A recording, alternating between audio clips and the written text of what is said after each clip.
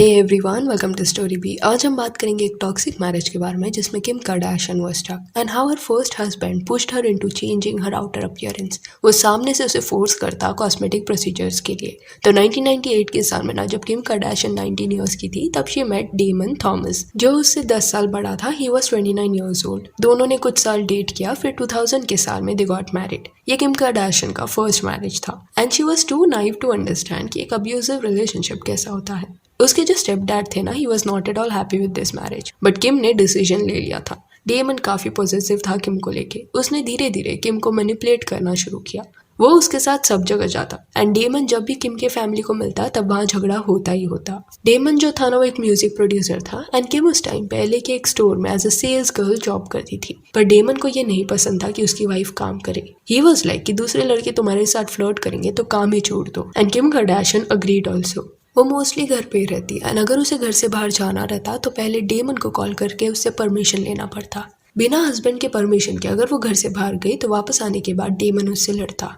Male friends जो थे ना उनसे भी मिलने डेमन उसे नहीं देता। इन अ वे वो उसे आइसोलेट करना चाहता था। फिर इवेंचुअली वो किम को ना मेंटली अब्यूज करने लगा by fighting with her, blaming her for all the problems. Later उसने किम के अपीयरेंस पे भी कमेंट करना शुरू किया दैट उसे उसके लिए परफेक्ट दिखना होगा एंड ही सजेस्टेड कि किम का वेट ज्यादा हो गया तो उसे फैट रिमूवल प्रोसीजर करा लेना चाहिए। डेमन ये सारे प्रोसीजर्स के लिए ना किम को पैसे देता एंड ओपनली उसे बोलता कॉस्मेटिक सर्जरी करवा लेने के लिए।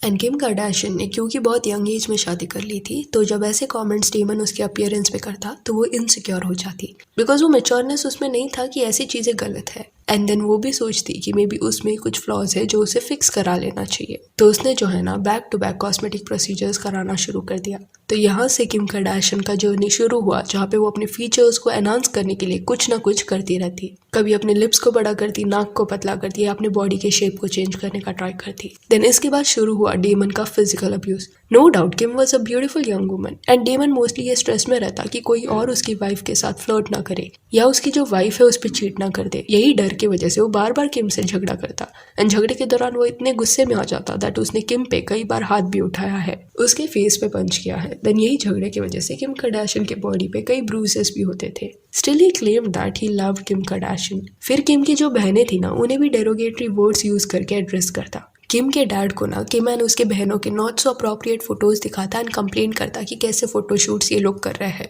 एंड ये जो भी इंसिडेंट्स है ना इसके बारे में खुद किम कार्दाशियन ने एक एपिसोड के दौरान बात किया था जहाँ पे शी रिवील्ड कि उसकी जो पहली शादी है वो कितनी टॉक्सिक थी।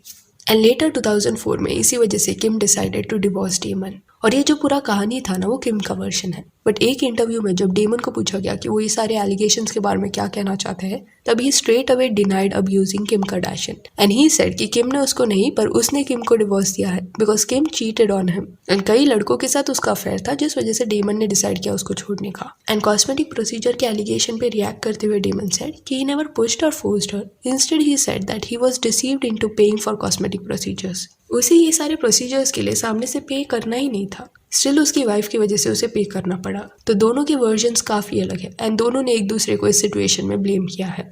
But whatever it is, Kim उस दौर में ना काफी यंग थी and she was immature and just उसका करियर शुरू ही हुआ था। वेराज डेमन करियर वाइज काफी स्टेबल था एंड दोनों को लाइफ से डिफरेंट चीजें चाहिए थी। इस वजह से मे बी एंड में दे सेपरेटेड। किम का रिलेशनशिप टॉक्सिक था कि नहीं इस पे we can't comment, but generally एक अब्यूजिव रिलेशनशिप में एक पैटर्न देखने मिलता है जहाँ पे आइसोलेशन, मैनिपुलेशन एंड मारपीट ये एक साइकिल की तरह चलता रहता है। So yeah, that's it for this video. Do let me know कि किम कार्दाशियन की फर्स्ट मैरिज के बारे में आपका क्या कहना है and if you want you can follow us on Instagram जिसका लिंक आपको डिस्क्रिप्शन में मिल जाएगा। और ये वीडियो अच्छी लगी तो लाइक एंड शेयर करें और इस और अपडेट्स के लिए चैनल को प्लीज़ सब्सक्राइब करिए। Thank you.